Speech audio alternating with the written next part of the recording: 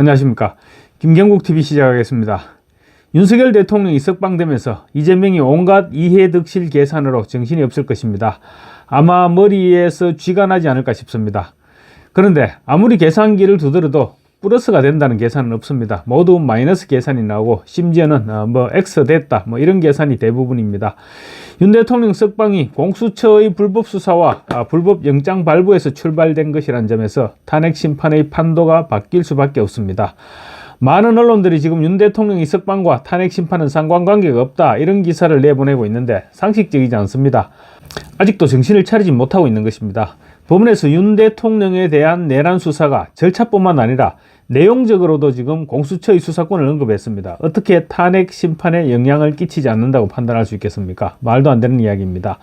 탄핵 심판에서 각하 또는 기각 가능성이 높아졌을 뿐만 아니라 심판 선고 내용과 무관하게 탄핵 심판 일정 지연으로 인한 이재명이 받는 타격은 실로 어마어마한 것입니다. 이재명 입장에서 볼 때 조기 대선이 실시되지 않는다면 탄핵이 각하 또는 기각되는 것이나 탄핵 심리가 지연되는 것이나 마찬가지입니다. 어차피 이재명은 정치 생명과 함께 사회인으로서의 삶도 함께 같이 끝나게 되는 것입니다.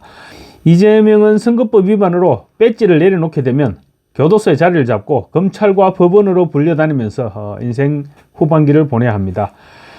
그만 불려다닐 때쯤 되면 수십 년 징역형이 아마 선고되어 있을 것입니다. 그러니 이재명은 그야말로 조기 대선이 아니면 죽음을 달라 이런 심정으로 지금 임하고 있을 것입니다. 그만큼 초조할 수밖에 없습니다.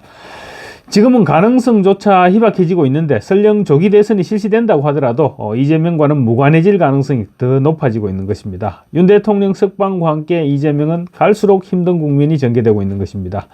이재명이 매일 2차례씩 의원총회를 소집해놓고 당을 완전히 비상체제로 끌고 가는 것을 보면 얼마나 다급해졌는지 알 수 있습니다.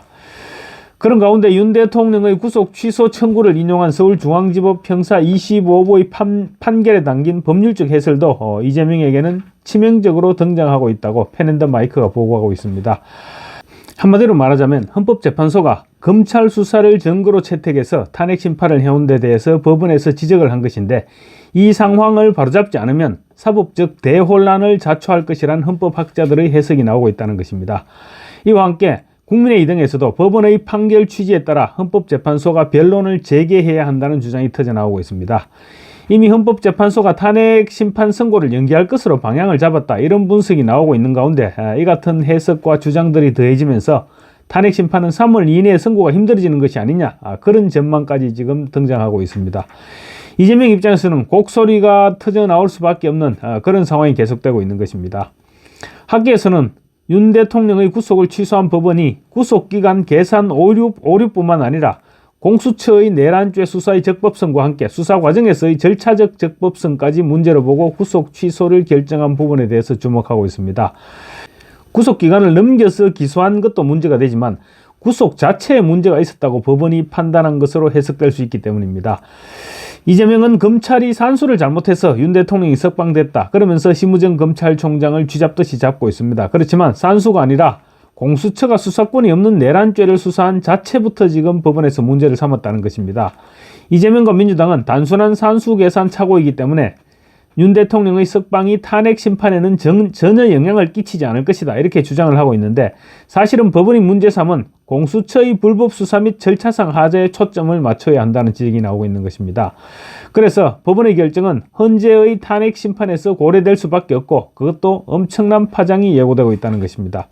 왜냐하면 우선 법원이 윤 대통령 수사 과정의 적법성에 관한 의문의 여지를 해소해야 한다 이렇게 명시적으로 요구한 부분을 주목해야 됩니다. 법원은 검찰의 수사 기록에 대한 적법성 논란을 인정한 것입니다. 따라서 헌법재판소가 적법성 논란이 있는 수사 기록을 윤 대통령 탄핵을 위한 증거로 채택해서 탄핵 심판을 했던 부분은 논란이 불가피해진 것입니다. 서울중앙지법 형사 25부 재판장이 지규현 부장판사였죠. 지규현 판사는 지난 7일 윤 대통령 구속 취소를 인용하면서 윤 대통령의 변호인들은 공수처법상 수사 범위에 내란죄가 포함되지 않는 점 그리고 공수처와 검찰은 아무런 법률상 근거 없이 형사소송법이 정한 구속기간을 서로 협의해서 나누어 사용했다는 점 등을 이유로 윤 대통령 구속이 위법하다는 주장을 하고 있다. 그렇게 얘기하면서 이 사정들에 대해서 공수처법 등 관련 법령에 명확한 규정이 없고 이에 관한 대법원의 해석이나 판단도 없는 상태인 바 절차의 명확성을 기하고 수사 과정의 적법성에 관한 의문의 여지를 해소하는 것이 바람직하므로 구속 취소 결정을 하는 것이 상당하다고 밝혔습니다. 공수처와 검찰이 윤 대통령 구속기관을 나눠 사용하면서 수사를 했던 것에 대해서 아무런 법률상 근거가 없다고 지적한 것입니다. 이는 공수처의 수사뿐만 아니라 검찰의 수사도 불법성 논란에 직면해 있다는 점을 지적한 것으로 해석됩니다. 지기현 부장판사는 결론적으로 만약 이런 논란을 그대로 두고 형사재판 절차를 진행하는 경우 상급심에서의 파기 사유는 물론이고 한참 시간이 지난 후에도 재심 사유가 될 수 있다고 지적을 했습니다. 현 상태에서 검찰이 윤 대통령에 대한 내란죄 수사를 진행하는 것은 무리가 있다는 입장을 표명한 것으로 그렇게 평가되고 있습니다. 헌법재판소가 그간 검찰의 수사 기록을 증거로 채택해서 탄핵 심판을 해온 것 자체가 위헌이라는 지적은 진작부터 꾸준히 제기되어 왔었습니다. 허영 경기대석좌 교수는 이 부분과 관련해서 헌재가 헌재법 제32조를 위반했다고 정면으로 비판해 왔습니다. 헌재법 32조는 재판이나 소추 또는 범죄 수사가 진행 중인 사건의 기록에 대해서는 송부를 요구할 수 없다고 규정하고 있습니다. 그런데 문영배는 그 기록을 요구해서 재판에 탄핵 심판의 증거로 사용해 왔습니다. 게다가 또 검찰 수사에서 윤 대통령에게 불리한 증언을 했던 증인들이 대부분 입장을 번복한 상황입니다. 특히 곽종근 전 특전사령관이 민주당으로부터 회유를 당한 정황이 알려짐에 따라서 긴급히 변론을 재개해야 된다는 요구가 빗발치고 있습니다. 이 같은 부분들을 모르지 않을 민주당이 검찰의 구속기간 계산을 계속 문제 삼는 것은 공수처와 검찰의 내란죄 수사 과정 적법성 논란을 덮기 위한, 은폐하기 위한 의도로밖에 볼 수 없을 것 같습니다. 이 같은 사정을 볼 때 헌법재판소 변론 재개 주장이 급부상될 수밖에 없는 것입니다. 헌법재판소가 검찰 수사 자료를 토대로 탄핵 심판을 해왔는데 공수처와 검찰의 내란죄 수사에 대한 적법성에 대해 법원이 문제를 제기했다면 탄핵 심판은 정당성을 인정받을 수 없게 되는 것입니다. 적법성 논란이 있는 수사기관의 수사 기록을 토대로 한 탄핵 심판은 모여가 될 수밖에 없고, 그러니 변론을 다시 시작해야 된다는 것이 변론 재개를 주장하는 측의 입장입니다. 상당히 설득력이 있는 논리입니다. 김문수 고용노동부 장관은 오늘 페이스북에 윤 대통령의 구속 취소와 석방을 계기로 이제 대한민국의 사법 절차 전체가 정상적으로 복귀하도록 해야 한다면서 헌법재판소에 윤 대통령 탄핵 심판 변론을 다시 시작할 것을 요구했습니다. 김 장관은 탄핵 심판이 이재명의 선거법 위반 항소심 선고 일정에 맞추기 위해서 지나치게 서둘러져 왔다는 점을 지적하면서 그 같은 의혹을 불식시키기 위해서라도 변론이 재개돼야 된다고 강조했습니다.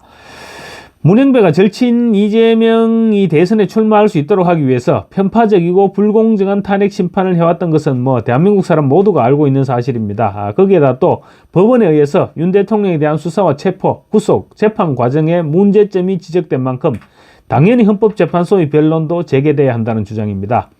김 장관은 헌정사에 돌이킬 수 없는 잘못을 범하지 않기를 바라는 심정으로 탄핵 심판 변론을 다시 시작할 것을 요구한다.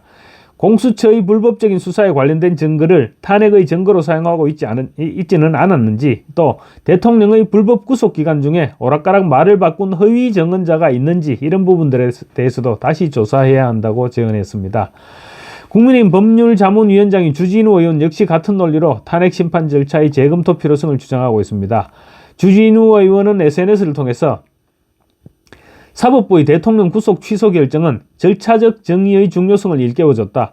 사법부는 인권과 적법 절차라는 이 당연한 헌법 원칙을 국민 앞에 보여줬다. 이제는 헌법재판소의 인권의식과 헌법 수호 기능이 비교당할 차례다.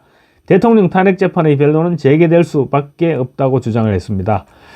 주 의원은 당사자의 방어권과 충분한 반대 신문권, 그리고 오염된 증거를 사용하지 않을 권리가 침해당했고, 내란죄 등을 탄핵 소추문에서 빼내면서 헌재가 탄핵 심판이 졸속으로 진행해왔다면서 졸속 재판을 받지 않을 권리가 침해됐기 때문에 탄핵 심판을 각하하고 처음부터 제대로 된 심판을 다시 열어야 한다고도 주장했습니다.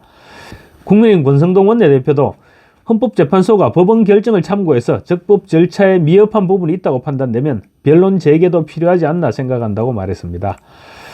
민주당과 이재명도 지금 사태의 심각성을 충분히 인지하고 있는 것 같습니다. 겉으로는 산수를 잘못했다고 헌법재판소의 판결에 영향을 끼치는 일은 없을 것이다. 그렇게 큰 소리를 치고 있지만 속으로는 굉장히 다급해진 것 같습니다.